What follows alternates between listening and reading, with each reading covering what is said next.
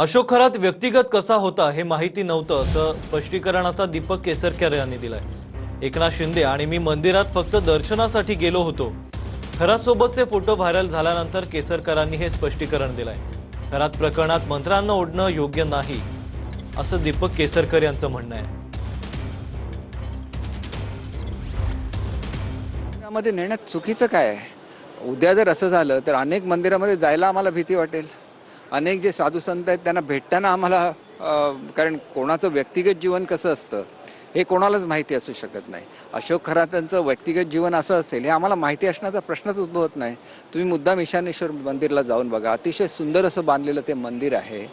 एवढं सुंदर मंदिर बांधल्यानंतर त्या ठिकाणी बोलवलं तर जाणं हे आपलं कर्तव्य असतं। आणि आज जे काय संजय राऊतनी स्टेटमेंट केलेत, पूजा वगैरे अशा कोणीच केलेल्या नाही आहेत। एखाद्या मंदिरात जाणं, तिथं देवाला नमस्कार करणं म्हणजे काय चुकीचं आहे का?